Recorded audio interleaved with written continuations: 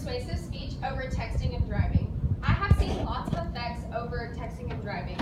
My school has actually drilled this into our heads about texting and driving. It is not a good thing, and lots of people get seriously hurt from texting and driving. So I'm going to stress this topic. Don't take the risk. This is a prime opportunity to explain the cautions of texting and driving, because many people lose their lives each and every day because of texting and driving. 1.6 million crashes happen each year, all because of texting and driving. Over 300,000 injuries happen. Over 1 in every 4 car crashes is because of texting and driving. Because texting can wait, and you're just 1 second your eyes are on the road, and the next second they're not.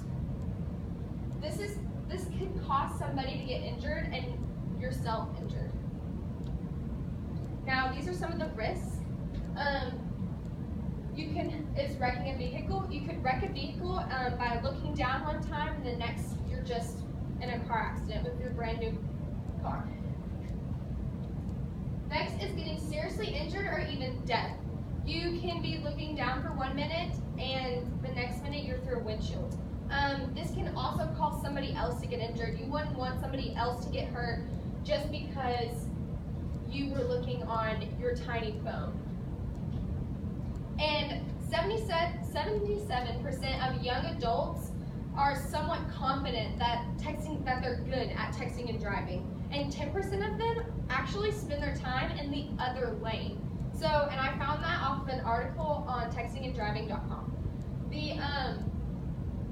It doesn't really, just because you take your head off the road for a split second, that can mean you can swerve into the other lane, you can be in the ditch, all because you decided to pick up your phone. And that's why I need to stress this topic.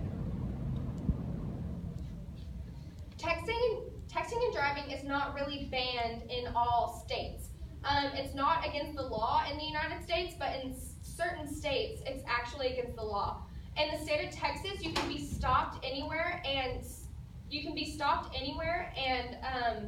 for texting and driving. But if you're stopped at a stoplight, then you're not texting and driving. You can be on your phone because you're stopped.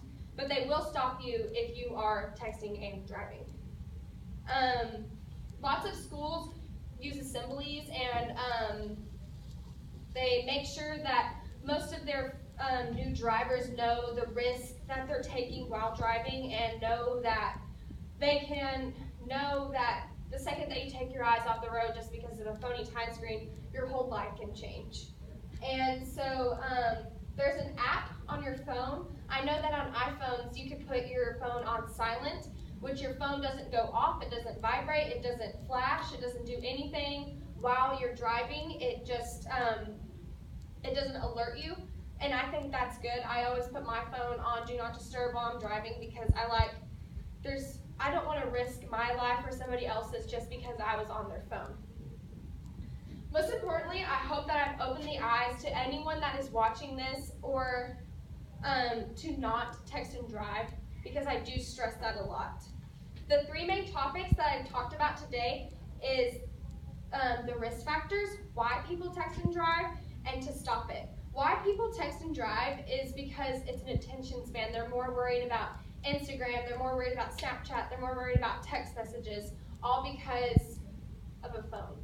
I don't want you to take risks on something else just because you're on your phone. And my call to action would be it can wait. Texting and driving can wait.